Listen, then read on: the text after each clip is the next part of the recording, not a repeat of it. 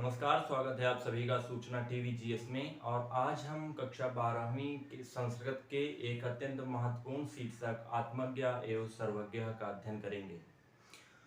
अर्थात आत्मज्ञ एवं सर्वज्ञ अर्थात जो स्वयं को जानता है, स्वयं की आत्मा को जानता है, वही सब कुछ जानता है।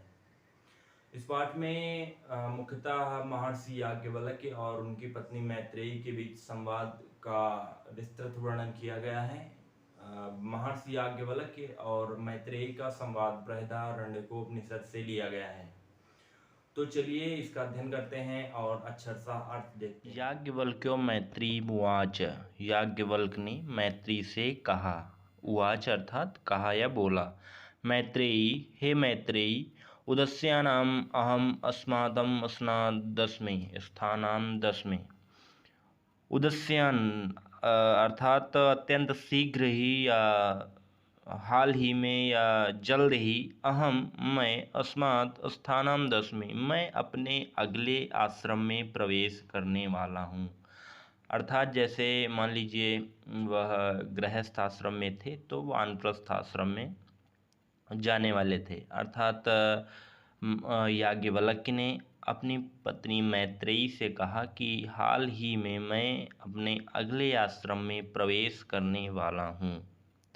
ततस्येष्णे कात्यायनम विच्छेदम करवाणि इत, इसलिए मैं अपनी धन संपत्ति का जो बंटवारा है, विच्छेदम अर्थात बंटवारा, कात्यायन्य अर्थात कात्यायनी के साथ। यहाँ पर याज्ञवल्क्य की दो पत्नियों कात्यायनी और मैत्रेयी के बीच बात चल रही है। मतलब कात्यायनी और मैत्रेयी के बीच वो याज्ञवल्क्य बंटवारा धन संपत्ति का करना चाहते हैं। तो कहते हैं कि मैं तुम्हारे और कात्यायनी के बीच में अपनी संपत्ति का बंटवारा कर देना चाहता हूँ। तो याज्ञवल्क्य से मैत्री क्या कहती हैं? मैत्री उवाच, मैत्री क्या कहती हैं? यदि हम सर्वं पृथ्वी वित्तेन पूर्ण स्यात् ततं किं तेनाहमृतं स्यामिति। यदि मैत्री कहती हैं कि यदि मैं पृथ्वी सभी पूरी पृथ्वी की वित्तेन पूर्णा स्यात्, सारी पृथ्वी की वित्तेन पूर्णा स्यात् अर्थात सारी पृथ्वी का धन यदि मुझे मिल जाए, तब किम क्या तेनाहमृतम तब क्या मैं स्यामिति, तब क्या मैं अमृत को प्राप्त कर सकती हूँ। यदि सारी पृथ्वी की धन संपत्ति मुझे प्राप्त हो जाए तो क्या मैं अमृत को प्राप्त कर सकती हूँ, अर्थात अमर हो सकती हूँ। याज्ञवल्क्य उवाच, याज्ञवल्क्य क्या कहते हैं? नीति, नहीं, अर्थात ऐसा नहीं हो सकता। यथैवापकरणं करणावतं जीवनं तथैव ते जीवनं स्यात्, तुम्हारा जीवन वैसा ही हो जाएगा जैसा कि साधन संपन्न लोगों का जीवन होता है। याज्ञवल्क्य कहते हैं कि नहीं, तुम इससे अमृत को तो प्राप्त नहीं कर सकती, लेकिन तुम्हारा जीवन वैसा ही हो जाएगा जैसे कि साधन संपन्न लोगों का होता है। अमृतस्य तु नास्ति वित्तेन इति, अमृतस्व तु नास्ति वित्तेन इति, अमृत तो वित्तेन अर्थात धन से नहीं आता है। अमृत अर्थात अमरता धन से नहीं होती है। सा मैत्री मुवाच, तब मैत्री ने क्या कहा? येनाहमृतं नामृतं स्यामि किहं ते कुर्याम, यदि मैं अमरता को नहीं प्राप्त कर सकती इस धन से तो मैं इसका क्या करूँगी। तदेव भगवन् केवलम् अमृतं साधनं जानामि तदेव मे ब्रूहि, इसलिए हे भगवान, संबोधित कर रही हैं याज्ञवल्क्य को मैत्रेयी कि हे भगवान, यदि आप केवल अमृत साधन को, केवल मामृतम साधनम जानामि, यदि आप केवल अमृत साधन को जानते हैं तो मुझे वह ब्रूहि अर्थात बताएं या कहें। याज्ञवल्क्य उवाच याज्ञवल्क्य ने कहा प्रिया न सती त्वं प्रियं भाससे। तुम मेरी प्रिया ही नहीं अर्थात तुम मेरी पत्नी ही नहीं हो, तुम इस समय प्रिय बोल भी रही हो। याज्ञवल्क्य ने कहा कि तुम मेरी प्रिया अर्थात पत्नी हो और इस समय प्रिय बोल भी रही हो। यही उपविश्य इसलिए व्याख्यास्मिते तत्व साधनम, इसलिए मैं तुमसे तत्व साधन की अर्थात व्याख्यास्मिते अमृतत्व साधनम अर्थात इसलिए मैं तुमसे अमृत तत्व साधन की व्याख्या करूँगा। याज्ञवल्क्य उवाच याज्ञवल्क्य ने कहा न वै अरे मैत्रेयी। याज्ञवल्क्य ने कहा हे मैत्रेयी पत्युकामाय पति प्रियो भवति। न वै अरे मैत्रेयी, न ही पति की कामना के लिए अर्थात इच्छा के लिए पति प्रिय होता है। आत्मनस्तु वै कामाय पति ही प्रियः भवति, अपितु खुद की कामना के लिए खुद की इच्छा के लिए पति प्रिय होता है। याज्ञवल्क्य कहते हैं कि किसी भी पति पत्नी में पति की इच्छा के लिए पत्नी को पति प्रिय नहीं होता है, बल्कि खुद की इच्छा के लिए ही पति प्रिय होता है।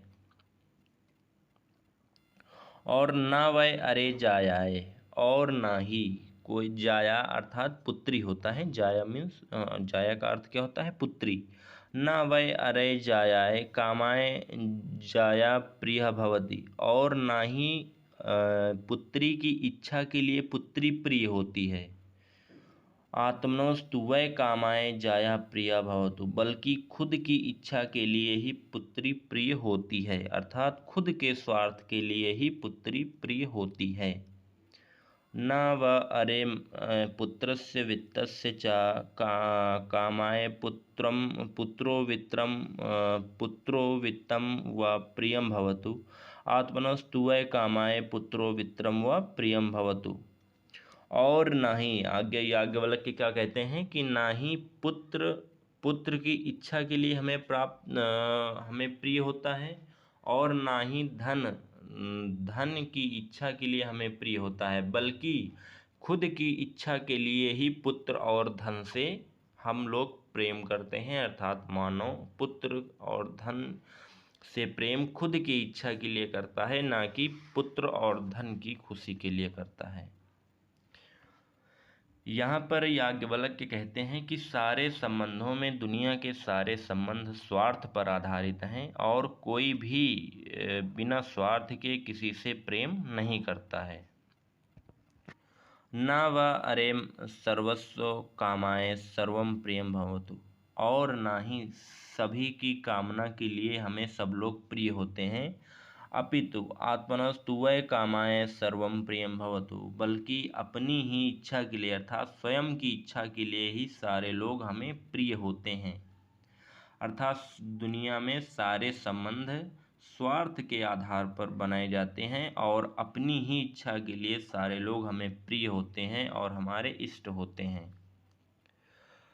आगे याज्ञवल्क्य कहते हैं तस्माद् आत्मना वै मैत्रेयी, इसलिए आत्मा ही है मैत्रेयी, इसलिए केवल आत्मा ही है। कैसी है?